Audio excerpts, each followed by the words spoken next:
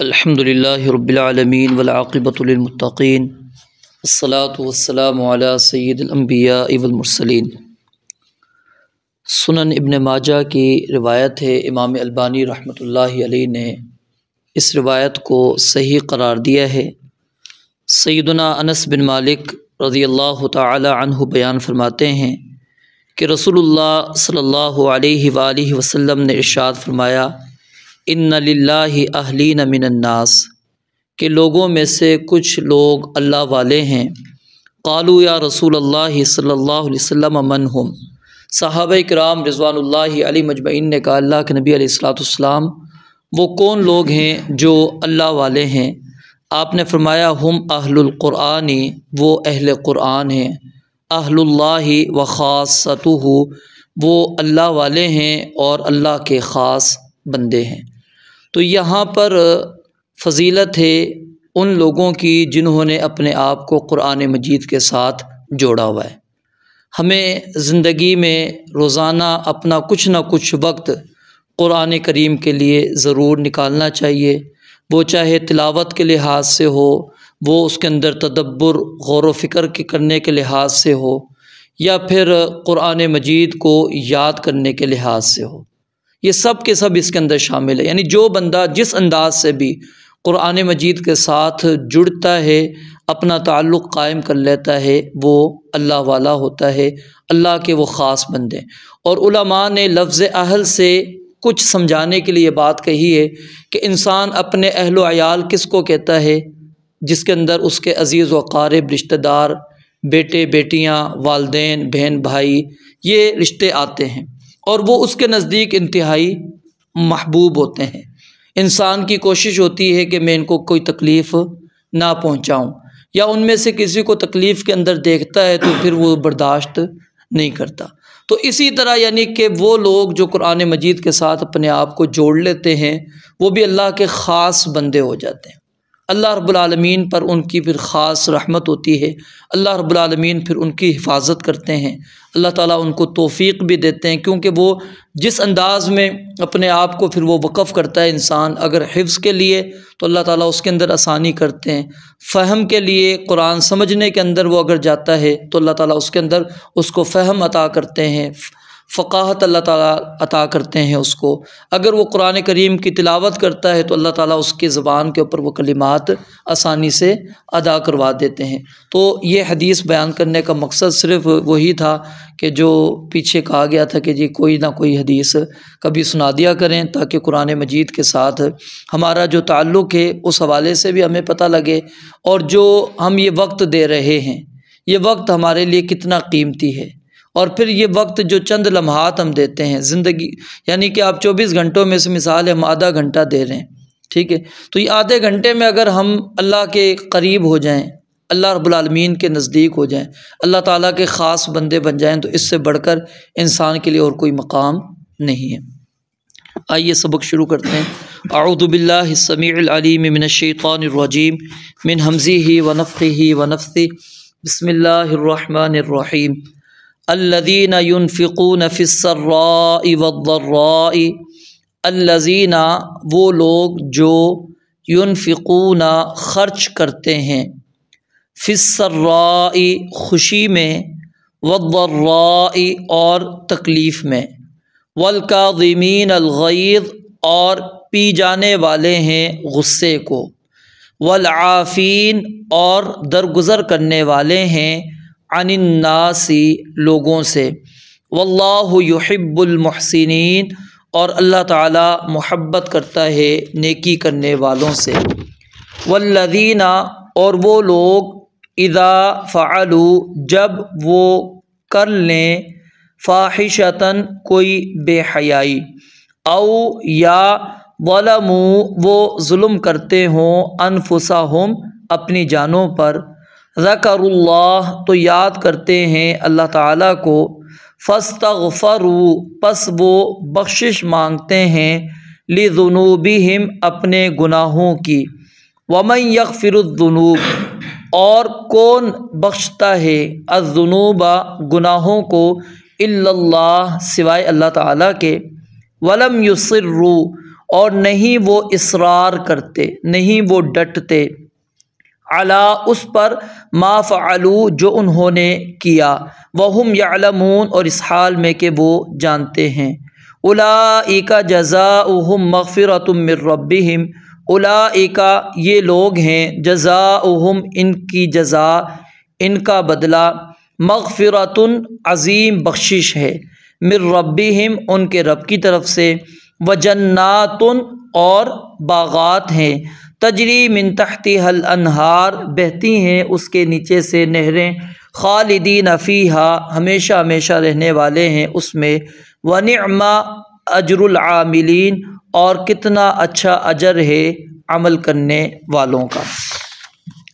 کل آخر کے اندر ہم نے یہ بات پڑھی تھی کہ اللہ تعالیٰ نے جنت اور عظیم بخشش تیار کی ہے متقی لوگوں کے لیے۔ اب ان کے اوصاف کو اللہ تعالیٰ نے یہاں پر بیان کیا ہے۔ ایک قسم جو متقین کی یہاں پر ذکر ہے کہ جو لوگ اطاعت کرتے ہیں، اللہ تعالیٰ کی عبادت کرتے ہیں، اللہ تعالیٰ کی باتیں مانتے ہیں، ان کی اللہ تعالیٰ نے صفت بیان کی۔ ان میں سے ایک صفت ہے کہ وہ جس حالت میں بھی ہوں، خوشی ہے یا تنگی ہے، یعنی فراوانی ہے یا تنگی کے حالت ہیں، جس حالت کے اندر بھی وہ ہوتے ہیں وہ اللہ رب العالمین کی راہ میں خرچ کرتے ہیں۔ جب مال کی بندے کے پاس کثرت ہو اس وقت اگر وہ خرچ کرتا ہے تو اس کو اتنا محسوس نہیں ہوتا، لیکن اگر بندے کے پاس خود ضرورت ہو، وہ محتاج ہو، پھر بھی وہ اللہ کی راہ کے اندر خرچ کرتا ہے تو یہ سب سے بڑی قربانی ہوتی ہے کہ وہ بندہ خود ضرورت مند ہے، اس کو ضرورت ہے، لیکن پھر بھی وہ اپنی عادت کے مطابق جو اس نے ایک اپنی روٹین بنائی ہے اس روٹین کے مطابق وہ خرچ کرتا ہے۔ تو اس لیے فرمایا کہ مومن وہ حالات کو نہیں دیکھتا کہ ابھی میرے حالات بہتر ہیں تو میں اب خرچ کروں، اب حالات میرے تنگ ہیں تو میں رک جاؤں، نہیں، اس کے سامنے ہر وقت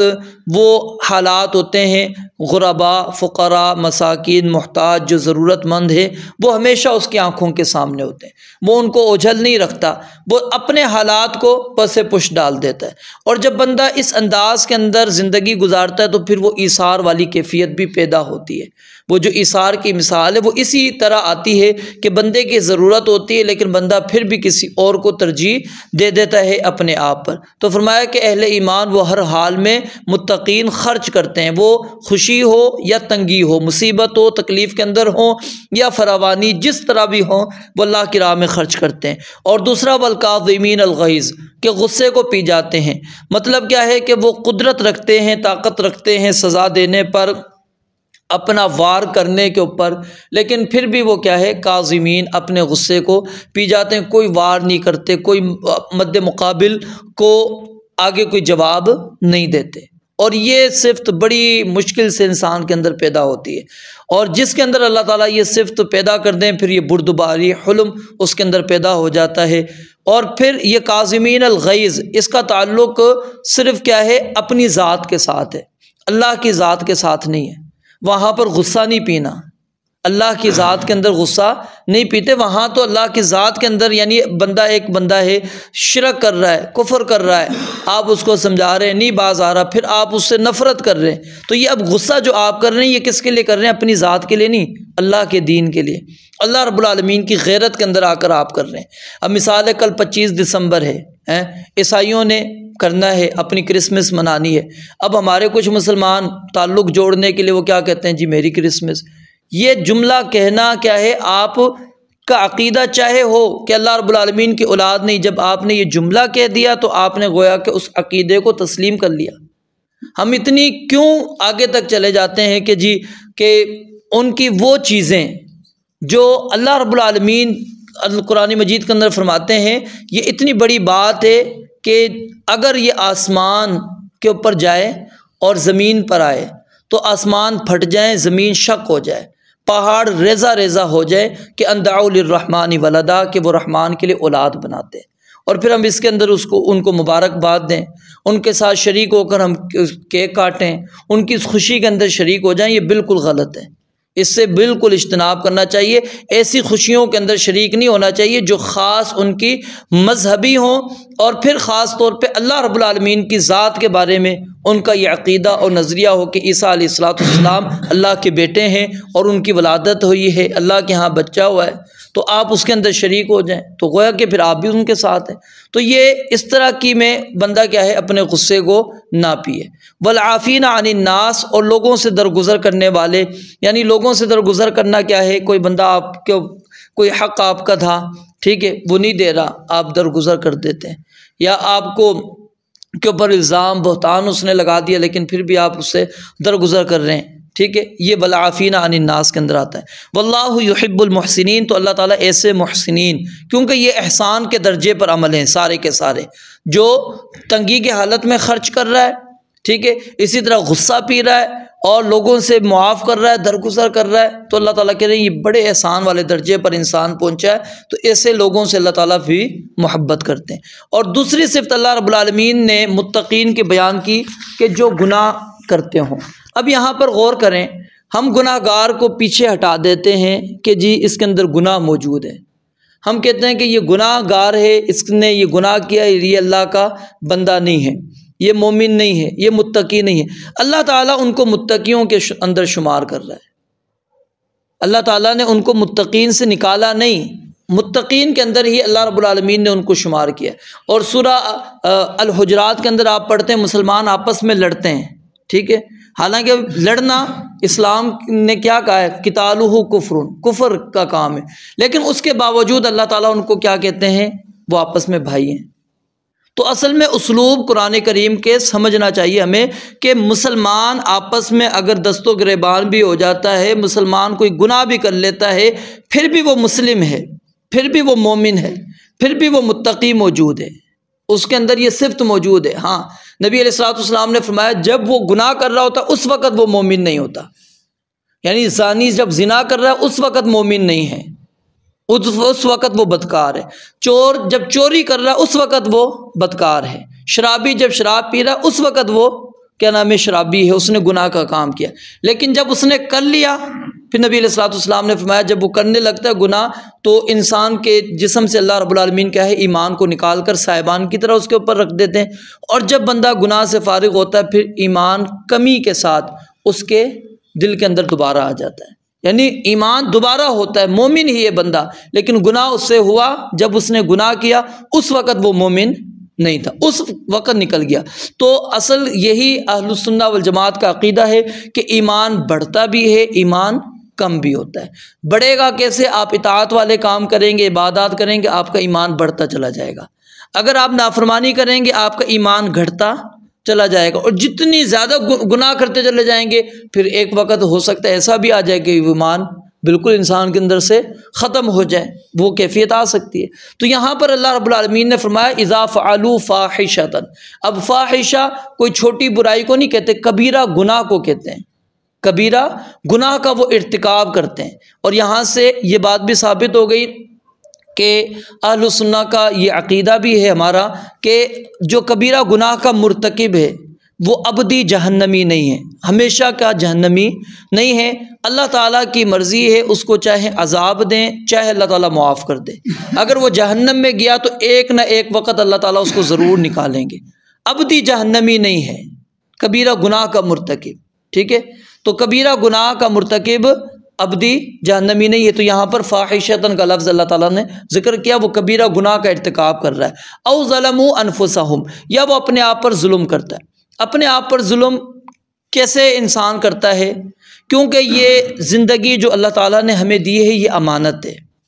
اور اللہ تعالیٰ نے ہمیں اس دنیا میں بھیجنے کا مقصد بھی بیان کر دیا، وما خلقت الجن والانس الا لیعبدون، اگر میں اس مقصد کو پورا کر رہا ہوں تو امانت کا حق ادا کر رہا ہوں، اگر میں اس کے اندر کمی کوتاہی کر رہا ہوں تو پھر میں ظلم کر رہا ہوں، کیونکہ اللہ نے مجھے اپنی عبادت کے لیے پیدا کیا تھا، میں نے اب عبادت کے راستے کو چھوڑ کر اپنے آپ پر کیا کر دیا؟ ظلم کر دیا، میں نے اپنے آپ پر زیادتی کر دی۔ تو اس لیے انسان کو یہ دیکھنا چاہیے کہ اس لیے اللہ تعالیٰ نے قرآن کریم کے اندر بار بار کیا کہا ہے؟ ظلموا انفسہم، کہ وہ خود اپنے آپ پر ظلم کرتا ہے، اور ظلم کے اندر معنی میں نے آپ کو بتایا تھا یہی تھا کہ کسی بھی چیز کو اس کی جگہ سے ہٹا کر آپ رکھ دیں گے وہ ظلم کہلاتا ہے۔ تو آپ کی یعنی آنے کا مقصد جو تھا اس کو بندے نے چھوڑ دیا تو گویا کہ اس نے کیا کر دیا؟ ظلم کر دیا۔ اب اس کے اندر ایک حدیث مبارکہ ہے، سیدنا علی رضی اللہ تعالیٰ عنہ بیان فرماتے ہیں کہ جب بھی میں نبی مکرم صلی اللہ علیہ وسلم سے کوئی چیز سنا کرتا تھا تو اللہ تعالیٰ مجھے نفع دیتے تھے جو اللہ تعالیٰ مجھے چاہتے تھے، جو اللہ تعالیٰ چاہتے تھے مجھے اللہ تعالیٰ اس کے ذریعے سے نفع دیتے تھے۔ تو مجھے ابو بکر رضی اللہ تعالیٰ نے یہ حدیث بیان کی اور کہتے ہیں وصدق ابو بکر، ابو بکر رضی اللہ تعالیٰ نے سچ کہا۔ یہاں سے آپ وہ جو ہمارے معاشرے کے اندر پھیلا ہوا ہے نا کہ جی سیدنا ابو بکر رضی اللہ تعالیٰ نے ان کا حق لے لیا تھا، وہ ان سے ناراض تھے، یہ تھا۔ اب سیدنا علی کہہ سکتے تھے ابو بکر نے جھوٹ بولا، ان کے اندر دلوں میں یہ باتیں نہیں تھی۔ ہم نے اپنے ذہنوں سے پیدا کر کے، ہمارے اسکالروں نے پیدا کر کے ہمارے ذہنوں کو خراب کر دیا کہ جی وہ آپس میں صحابہ کی لڑائیاں تھیں، یہ تھا وہ تھا۔ صحابہ کے دل ایک دوسروں کے بارے میں بالکل پاک صاف تھے، اور اس کی واضح دلیل کیا ہے کہ وحدثنی ابو بکر وصدق ابو بکر، حدثنی ابو بکر کہتے تھے کہ مجھے ابو بکر نے بیان کیا۔ آگے وصدق ابو بکر کیوں کہا؟ کیونکہ وہ واضح کرنا چاہتے تھے کہ ابو بکر جو صدیق ہیں وہ واقعی صدیق ہیں، انہوں نے کبھی جھوٹ نہیں بولا۔ اور ابو بکر وہ کہتے ہیں انہوں نے یہ حدیث مجھے بیان کی اور انہوں نے سچ کہا ہے کہ قال رسول اللہ صلی اللہ علیہ وسلم کے نبی علیہ الصلوۃ والسلام نے یہ بات بیان فرمائی ہے کہ کوئی بھی مسلمان کوئی گناہ کرتا ہے اس سے کوئی بھی گناہ ہو جاتا ہے، اب یہ چھوٹا ہے بڑا ہے کوئی بھی گناہ ہے، ٹھیک ہے۔ ثم یتوضا، پھر وہ وضو کرتا ہے، فیصلی رکعتین، اور پھر اس کے بعد وہ 2 رکعتیں ادا کرتا ہے، جس کو ہمارے ہاں عموماً لوگ نماز توبہ کے نام سے بھی یاد کرتے ہیں۔ باقاعدہ نماز نہیں ہے یہ صرف اس حدیث کی وجہ سے لوگوں نے وہ نماز رکھی ہے، ٹھیک ہے۔ ثم یستغفر اللہ، پھر کیا کرتا ہے بندے نے وضو کیا اچھی طرح، 2 رکعتیں ادا کی، 2 رکعتیں ادا کرنے کے بعد پھر وہ اللہ تعالیٰ سے اس گناہ کی معافی طلب کرتا ہے، بخشش مانگتا ہے۔ الا وغفر لہ، فرماتے ہیں کہ اللہ رب العالمین اس کے اس گناہ کو کیا کر دیتے ہیں؟ معاف کر دیتے ہیں۔ وقرأ ہاتین الآیتین، اور پھر سیدنا ابو بکر رضی اللہ تعالیٰ نے یہ 2 آیتیں پڑھی، ایک آگے سورہ نساء کے اندر آپ پڑھیں گے ومن یعمل سوءا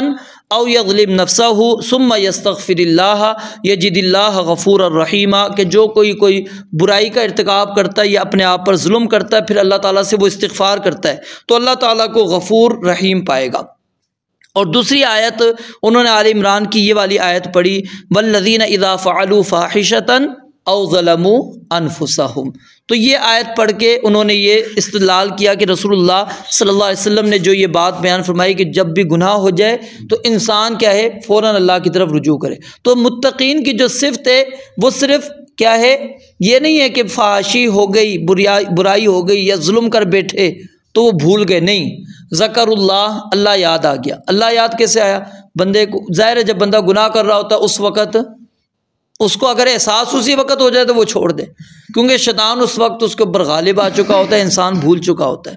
پھر جیسے انسان وہ گناہ سے فارغ ہوتا ہے فوراً اس کو کیا ہوتی ہے، فوراً اس کا نفس اس کو جھنجھوڑنا شروع کرتا ہے کہ تم نے نافرمانی کی ہے، تم سے بغاوت ہو گئی ہے، سرکشی ہو گئی، تم نے اللہ کے حکم کی عدولی کر دی ہے۔ اب وہ کیا ہوتا ہے، جیسے ہی ان کے نفس اس کو ملامت کرتا ہے فاستغفروا لذنوبہم، تو فوراً اللہ سے اپنے گناہوں کی استغفار کرتے ہیں۔ ولم یصروا، یہاں پر یعنی کہ شیخ صالح العثیمین رحمۃ اللہ علیہ نے یہ استدلال بھی کیا اس آیت سے، وہ کہتے ہیں کہ اللہ تعالیٰ نے یہ نہیں کہا کہ متقین گناہ نہیں کریں گے، متقین ظلم بھی کریں گے اپنے آپ پر، اور متقین جو ہے وہ فحاشی اور یعنی کا ارتکاب بھی کر سکتا ہے متقی، لیکن صرف اس کے اندر یہ موجود ہوگی جب ہو جائے اس سے غلطی تو ولم یصروا علی ما فعلوا، وہ اصرار نہیں کرتا، وہ اس کے اوپر ڈٹا نہیں رہتا، وہ فوراً اللہ رب العالمین سے توبہ کرتا ہے، اللہ تعالیٰ سے معافی مانگتا ہے کہ اللہ مجھ سے غلطی ہو گئی، گناہ ہو گیا تو مجھے معاف کر دے۔ اور پھر جب بندے سے اس طرح کی کیفیت ہوتی ہے، بندہ گناہ کرتا ہے، اللہ تعالیٰ سے معافی مانگتا ہے، پھر دوبارہ کبھی زندگی میں اس سے گناہ ہو جاتا ہے، پھر معافی مانگتا ہے، اس انداز میں اگر 2-3 مرتبہ حدیث کے اندر آتا ہے، چوتھی مرتبہ یا تیسری مرتبہ کے بعد نبی علیہ الصلوۃ والسلام فرماتے ہیں کہ یہ اللہ تعالیٰ یعنی ہر دفعہ ویسے یہی ہے کہ یہ بندہ جانتا ہے کہ اس کا کوئی رب ہے، اس کو معاف کرتا ہے۔ جب بندہ بار بار اسی طرح معافی مانگتا رہتا ہے نا تو اللہ تعالیٰ فرماتے ہیں کہ اے بندو، فرشتوں گواہ ہو جاؤ میں نے اس بندے کو معاف کر دیا، یعنی اللہ تعالیٰ کو اس کا یہ عمل اتنا پسند آتا ہے کہ بار بار جو اللہ کی طرف رجوع کر رہا ہے، بار بار وہ توبہ کر رہا ہے، گناہ ہو گیا لیکن اللہ تعالیٰ کی طرف توبہ کرتا ہے۔ تو یہاں پر ہمیں کیا ہوتا ہے، ہم تھوڑی سستی یہ کر جاتے ہیں، 1 دفعہ کیا گناہ، 2 دفعہ کیا استغفار بھی کر لیا توبہ، پھر ہم کہتے ہیں کہ یار بار بار ہو رہا ہے کیا اب اللہ سے معافی مانگے؟ نہیں، اللہ تعالیٰ جب معاف کرنے پر ہے، اللہ تعالیٰ نے تو کوئی حد نہیں بیان کی نا کہ 3 مرتبہ آؤگے یا 5 مرتبہ آؤگے 10 مرتبہ آؤگے معاف کروں گا اس کے بعد نہیں کروں گا۔ جب تک ہمارے سانس چل رہے ہیں اللہ تعالیٰ نے ہمارے پاس یہ دروازہ کھلا رکھا ہے۔ تو جس وقت بھی انسان آتا ہے، جس کیفیت میں بھی آتا ہے، اللہ رب العالمین اس کو معاف کر دیتے ہیں۔ تو اس دروازے کو ہمیں ہمیشہ یاد رکھنا چاہیے اور استغفار کثرت سے انسان کو کرنا چاہیے۔ پھر آگے اللہ رب العالمین نے فرمایا اولئک جزاؤہم مغفرۃ من ربہم، یہ متقین کی اب جزا یہاں پر آ رہی ہے کہ اللہ تعالیٰ ان کو عظیم بخشش دیں گے، عظیم بخشش ان کو ملے گی، ٹھیک ہے، اور پھر جنت ملے گی جس کے نیچے سے نہریں چل رہی ہیں۔ اور اللہ کہتے ہیں وَنِعْمَ أَجْرُ الْعَامِلِينَ، عمل کرنے والوں کا یہ اجر کتنا اچھا ہے۔ اب یہ جو اجر اللہ تعالیٰ نے بیان کیا یہ انسان کے عمل کی بنیاد پر یہاں پر یعنی اشارہ مل رہا ہے، لیکن حقیقت کے اندر یہ جو انعام ملے گا وہ صرف کیا ہے، اللہ کے فضل اور اللہ کی رحمت کے ساتھ انسان کو یہ ملے گا، کیونکہ اللہ تعالیٰ نے اگر وہ اعمال قبول کر لیے اور پھر اللہ رب العالمین نے ان کو درجہ قبولیت تک لے گئے اور انسان کو وہ مقام دے دیا، تو پھر یہ اللہ کی رحمت اور فضل کی علامت ہے۔ وگرنہ اللہ رب العالمین اگر چاہے تو انسان کو پکڑ لے اس گناہ اس نیکی کے باوجود اس کی نیکی کو اللہ تعالیٰ قبول نہ کرے، تو یہ اللہ رب العالمین پر ہے، تو انسان جنت کے اندر اللہ رب العالمین کی رحمت اور اس کی فضل کے ساتھ داخل ہوگا۔ رب العالمین سے دعا ہے اللہ تعالیٰ سمجھنے عمل کرنے کی توفیق عطا فرمائے۔ وآخر دعوانا الحمدللہ رب العالمین۔